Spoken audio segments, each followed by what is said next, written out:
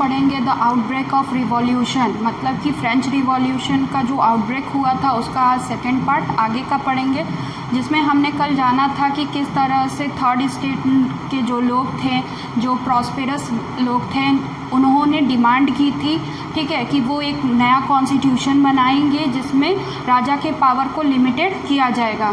मतलब राजा अपनी इच्छा से कोई भी टैक्स या कोई भी काम नहीं कर सकता या कोई टैक्स इम्पोज नहीं कर सकता, इंट्रोड्यूस नहीं कर सकता।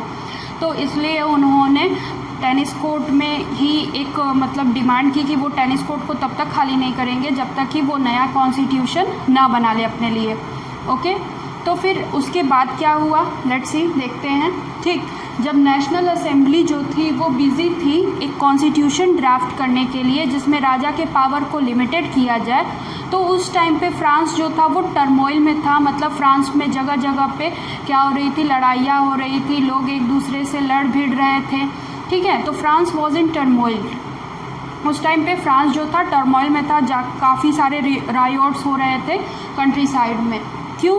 क्योंकि फर्स्ट रीज़न हार्श विंटर, उस टाइम पे काफ़ी ज़्यादा ठंडी पड़ी जिससे कि हार्वेस्ट एकदम बैड हुई, ख़राब हार्वेस्ट हुई, प्रोडक्शन की कमी हो गई, ठीक है। तो लोगों की डिमांड जो थी वो बढ़ती जा रही थी क्योंकि पॉपुलेशन बढ़ा था, बट प्रोडक्शन कम हो गया। इस वजह से क्या हुआ, वहाँ पे पुअर हार्वेस्ट के कारण सब्सिस्टेंस क्राइसिस होने लगे। मतलब कि ब्रेड का जो है वो कॉस्ट बढ़ गया, ठीक है, लोगों को मार पीट करनी पड़ी क्योंकि जो अमीर लोग थे वो तो ब्रेड है या फूड ग्रेन्स है वो सब खरीद के स्टोर कर सकते थे, ठीक है, वो कर रहे थे उस टाइम पे। लेकिन जो पुअर पीपल्स थे, पीजेंट्स थे, लेबरर्स थे, वो क्या कर रहे थे, वो स्टोर नहीं, उनके पास पैसा ही नहीं था, उनकी सैलरी जो या वेजेस जो थी वो फिक्स होती थी। तो इस वजह से वो आपस में ही क्या है, ब्रेड के लिए लड़ने लगे, खाने के लिए लड़ने लगे, ठीक। तो यहाँ पे काफ़ी ज़्यादा सब्सिस्टेंस क्राइसिस हुई, जिसके बाद किंग ने ट्रूप्स को ऑर्डर दिया। किंग ने ट्रूप्स को क्या ऑर्डर दिए कि आप लोग जाओ कंट्री साइड में और देखो कि इस तरह के रायोट्स ना हो। किंग ने ये सोच के जो है आर्मी को वहाँ भेजा, अपने ट्रूप्स को वहाँ भेजा कि अगर जो भी हालात है कंट्री साइड में वो उसे आप संभालिए, लोग जो हैं आपस में लड़े भिड़े ना, ठीक है, फूड ग्रेन्स की वजह से या जो क्राइसिस उस टाइम पे चल रहा था उसकी वजह से काफ़ी रायोट्स ना हो कंट्री साइड में। तो उसने अपने ट्रूप्स भेजे। बट यहाँ पे मैंने आपको स्टार्टिंग में ही बताया था कि 14 जुलाई 1789 को आउटब्रेक हुआ था रिवॉल्यूशन, ठीक है। तो जिसमें क्या हुआ, लोगों ने प्रिजन्स तोड़ दिए, ठीक। लोगों को ये गलत फहमी हो गई कि वो जो ट्रूप्स है वो उन्हें मारने के लिए आ रही है, ठीक है, उन्हें परेशान करने के लिए आ रही है। तो इसको देख के वो काफ़ी ज़्यादा गुस्से में आ गए, ठीक है। तो agitated crowd storm the prison and destroyed the Bastille fort. तो अब वहाँ से रिलेट करिए इसको कि जो है जो लोग थे फ्रांस के, वो ट्रूप्स को देख के क्या सोचे कि राजा ने इन्हें भेजा है उनको परेशान करने के लिए, लेकिन ऐसा था नहीं। राजा ने उन्हें भेजा था ताकि रायोट्स ना हो कंट्री में, लेकिन लोगों को ऐसा लगा कि वो उन्हें परेशान करने आ रहे हैं या मारने आ रहे हैं। इस वजह से उन्होंने क्या किया, उस ट्रूप पर आक्रमण किया, ठीक है। उसके लिए उन्होंने प्रिजन्स पे अटैक किया, वहाँ के 7 कैदियों को आज़ाद किया, 7 कैदियों को आज़ाद कर दिया। क्यों? क्योंकि वो उन्हें वहाँ पे वेपन चाहिए थे लड़ने के लिए, ठीक है। फिर बेस्टाइल फोर्ट जो कि किंग का कहते हैं ना कि किंग के पावर का सिंबल होता है फोर्ट, तो उन्होंने बेस्टाइल फोर्ट पर भी अपना गुस्सा निकाला और उसे डीमोलिश किया, डिस्ट्रॉय किया, ठीक है। और यहाँ पे एक और आउटब्रेक हुआ जहाँ पर अटैक ऑन चैट्यू, मतलब कि ये था peasant fear about the action of manner. Manner पहले कौन होते हैं ये समझते हैं, ठीक है। फ्रांस में जो ऐसे लोग, ठीक है, फर्स्ट स्टेट या सेकंड स्टेट के ऐसे लोग जिनके अपने कास्टल्स होते थे, ठीक है, अपने मैंशन होते थे, तो उसके लैंडलॉर्ड को मैनर कहते थे, ओके। तो यहाँ पे क्या हुआ कि जो है ऐसी भी र्यूमर फैली, मतलब झूठी खबरें फैल गई थी लोगों के बीच में कि जो बड़े महल वाले जो बड़े लोग हैं जैसे कि मैनर हैं, वो क्या कर रहे हैं, वो इतने रिच हैं कि उन्होंने अपनी आर्मी रख ली है और वो लोगों की फसल बर्बाद करने आ रहे हैं, लोगों पे गुस्सा निकाल रहे हैं अपना, क्योंकि उन्होंने क्या की, डिमांड की थी, नेशनल असेंबली की बात की थी, नेशनल असेंबली फॉर्म किया था और न्यू कॉन्स्टिट्यूशंस की डिमांड की थी। तो इसके लिए उन्होंने क्या किया कि ऐसी खबरें फैल गई कि वो जो आर्मी थी, वो जो ट्रुप थी वो मैनर की थी और मैनर जो है वो उन पर अटैक करवाना चाहते थे, उनकी फसलों को जलाना चाहते थे। इसलिए वहाँ के लोगों ने चैट्यू पर अटैक किया। चैट्यू मतलब कि वहाँ की जो महलें थी बड़ी बड़ी, ठीक है, जो सैंडी कास्टल्स थे या मैंशन कह लीजिए, कास्टल या मैंशन जो भी, तो उन्होंने वहाँ पे आक्रमण कर दिया दो चीज़ों की खोज में कि पहले तो उन्हें अमीरों के घर खाना मिल जाएगा, ठीक है, क्योंकि फूड ग्रेन्स सबसिस्टेंस क्राइसिस हुआ था, तो फूड ग्रेन्स की खोज में किया, और दूसरी चीज़ जो गुस्सा उनके प्रति था लोगों के मन में, उसको भी निकालने के लिए उन्होंने उनके कास्टल्स पे, मैंशन पे अटैक किया। ठीक, whole country was in the mood of revolt. पूरी देश जो थी वो रिवॉल्ट के मूड में आ गई थी। इट मीन्स कि अब सभी लोग गुस्से में आ गए थे कि अब तो मतलब बदला चाहिए, अब तो क्रांति होगी, ठीक है, अब हम जुल्म और बर्दाश्त नहीं करेंगे। ठीक, तो लुई 16 रिकॉग्नाइज नेशनल असेंबली। तो जब राजा को ये लगा कि लोग जो हैं वो मेरे कंट्रोल से बाहर जा रहे हैं, ठीक है, लोगों का गुस्सा बढ़ता जा रहा है, तब लुई 16 ने नेशनल असेंबली को एक्सेप्ट किया, रिकॉग्नाइज किया और उनके बनाए कॉन्स्टिट्यूशंस को भी एक्सेप्ट किया। ठीक है, उस कॉन्स्टिट्यूशंस में जो था क्लर्जी स्टेट से, जो क्लर्जी लोग थे उनसे पावर ले लिया गया। ठीक है, और टिथ जो डायरेक्ट टैक्स था, ठीक है, जो चर्च के थ्रू लोगों, थर्ड स्टेट के लोगों पर इम्पोज किया जाता था या लेविट किया जाता था, उसको भी एबॉलिश कर दिया गया। ओके, तो ये था outbreak of the French revolution. तो आइए जानते हैं France become a constitutional monarchy के बारे में। ओके, जब फ्रांस में रिवॉल्यूशन आउटब्रेक हुआ, ठीक है, फ्रेंच रिवॉल्यूशन आउटब्रेक हुआ, तो उस टाइम पे क्या हुआ कि लोगों ने, थर्ड स्टेट के जो लोग थे उन्होंने नेशनल असेंबली फॉर्म्ड की और डिमांड की इक्वल वोटिंग राइट्स की।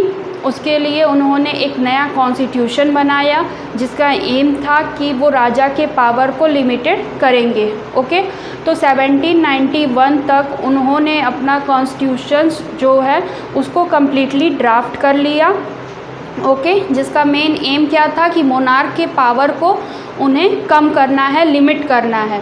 तो सबसे पहले जो इसमें सेपरेशन ऑफ पावर आता है, क्योंकि किसी भी राजा के पावर को अगर कम करना है तो इसका मतलब है कि उससे कुछ पावर ले लिया जाए।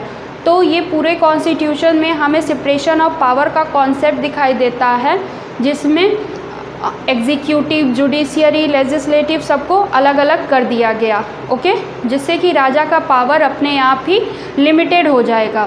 तो इसलिए सबसे पहले जो आइडिया दिया था जिस फिलॉसफर ने हमें सेपरेशन ऑफ पावर का, वो थे मॉन्टेस्क्यू, जिसको लोगों ने फॉलो किया और इसमें कॉन्स्टिट्यूशन में भी इसको ले आया, सेपरेशन ऑफ पावर किया, जिसमें एग्जीक्यूटिव, जुडिशियरी, लेजिस्लेटिव तीनों अलग अलग रखे गए।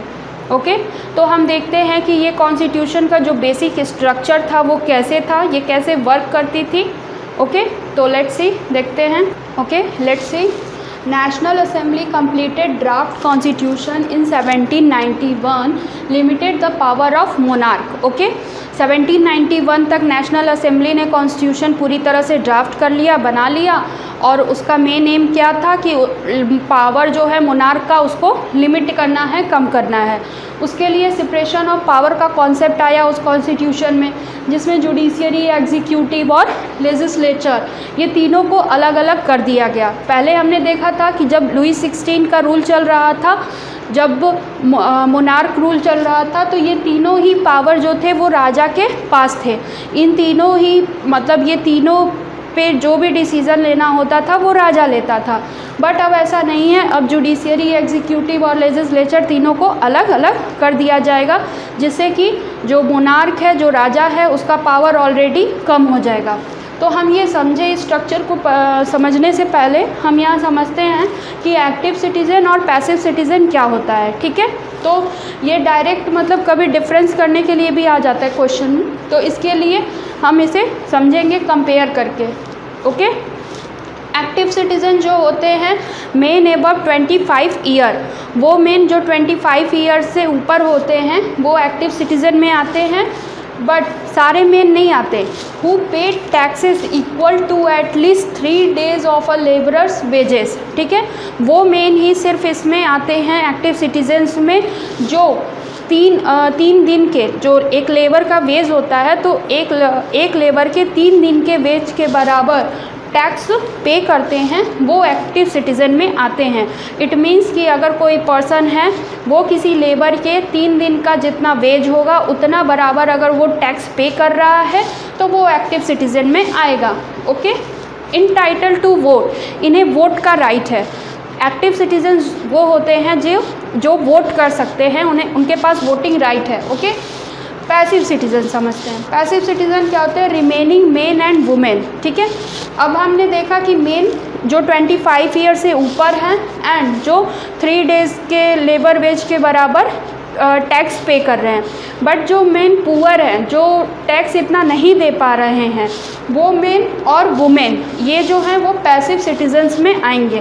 पैसिव सिटीजन्स मतलब कि अभी तक वुमेन को यहाँ पे वोटिंग राइट नहीं मिली है और जो मैन हैं जो कि 3 डेज़ लेबर वेजेस के बराबर टैक्स पे नहीं कर पा रहे हैं वो भी इसमें आएंगे, तो वो पैसिव सिटीज़न होते हैं। इनके पास वोटिंग राइट नहीं होती है। ठीक है, ये वोट नहीं कर सकते हैं।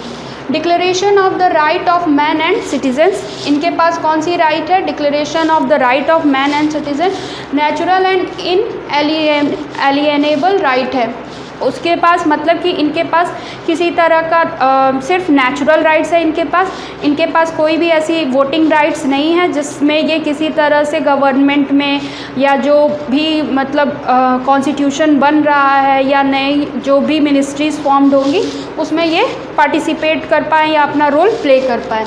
तो ये एक तरह से क्या होता है, इनको इग्नोर किया जाता है। ओके, अब आते हैं हम स्ट्रक्चर को समझते हैं।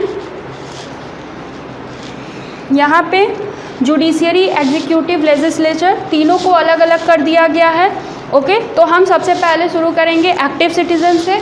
इसमें वो सिटीजन्स हैं जिन्हें वोटिंग राइट्स हैं। ठीक है, इनके पास वोटिंग पावर है। ओके, तो वोटिंग पावर से ये क्या कर सकते हैं? वोटिंग पावर से वोट करेंगे, अपने वोटिंग पावर का यूज़ करके वोट करेंगे, वोट करके अपने रिप्रेजेंटेटिव्स को चुनेंगे जो इलेक्टर्स कहलाते हैं। ठीक है, तो इलेक्टर्स में कितने मेंबर हैं? 50,000 मेंबर्स हैं। ठीक है, इलेक्टर में 50,000 मेंबर है।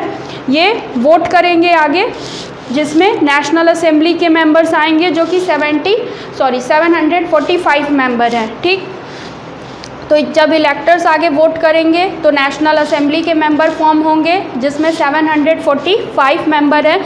ये 745 मेंबर इस 50,000 मेंबर में से ही हैं। ओके, ये अलग से नहीं हैं, ये 50,000 मेंबर से ही वोट होके इलेक्ट होके 745 मेंबर मिलके नेशनल असेंबली बना रहे हैं। अब ये जो 745 मेंबर हैं वो सारा वर्क तो नहीं करेंगे, वो सभी तो वर्क नहीं करेंगे ना, तो इसके लिए इन्होंने क्या किया, इसके कुछ मेंबर्स को लेके मिनिस्टर फॉर्म किया। ठीक है, जो राजा को एडवाइस करेगा। ओके, तो मिनिस्टर्स बना दिया। इसको भी कौन कंट्रोल करता है? मिनिस्टर को नेशनल असेंबली कंट्रोल करती है। ओके, और उसके बाद नेशनल असेंबली जो है किंग पर भी कंट्रोल करती है, किंग को भी कंट्रोल करती है। इट मीन्स कि वो किंग के पावर को लिमिटेड करती है कि किंग कोई भी ऐसा ही कोई डिसीज़न नहीं ले सकता। ठीक, तो उसे कंट्रोल करती है। बट यहाँ पे हम देखेंगे कि किंग के पास वेटो पावर है। वेटो पावर मतलब कि नेशनल असेंबली अगर कोई डिसीज़न ले रही है तो उस पर हाँ या ना करने का राइट जो है वो किंग के पास है। ओके, तो मतलब कि जो भी काम हो रहा है वो राजा के नाम पे हो रहा है, मतलब कि डिसीज़न राजा ही ले रहा है हाँ या ना में, बट उसे फॉर्म कौन कर रहा है? National assembly. ओके, उसे सारा वर्क कौन कर रहा है? उस पर नेशनल असेंबली कर रही है कि ये चीज़ ऐसे होना चाहिए, उसका स्ट्रक्चर फॉर्म कर रही है, उसका फंक्शन फॉर्म कर रही है, बट लास्ट डिसीजन सिर्फ हाँ या ना वाला जो होता है वो किंग के पास है। ओके, उसके बाद ये तो हो गया किंग और नेशनल असेंबली, मतलब एग्जीक्यूटिव एंड लेजिस्लेचर हमने समझ लिया। अब एक्टिव सिटीजन्स के पास वो अपने वोटिंग पावर का यूज़ करके वोट करते हैं जज को। ठीक है, जो जुडिशियरी को रिप्रेजेंट करता है, जुडिशियरी वर्क करता है। तो जज भी अलग हो गया, मतलब जुडिशियरी भी अलग हो गई। तो इस तरह से ये तीनों जो हैं जिसे ऑर्गन्स ऑफ गवर्नमेंट भी कहते हैं, ठीक, तो ये तीनों क्या हो गए? अलग हो गए। तो ये सेपरेशन ऑफ पावर था। तो इससे क्या है, फ्रांस एक कॉन्स्टिट्यूशनल मोनार्की बन के उभरा। ओके, एक ऐसा देश बना जहाँ पे कॉन्स्टिट्यूशन भी है और मोनार्क भी है। तो इस तरह से फ्रांस एक कॉन्स्टिट्यूशनल मोनार्की कंट्री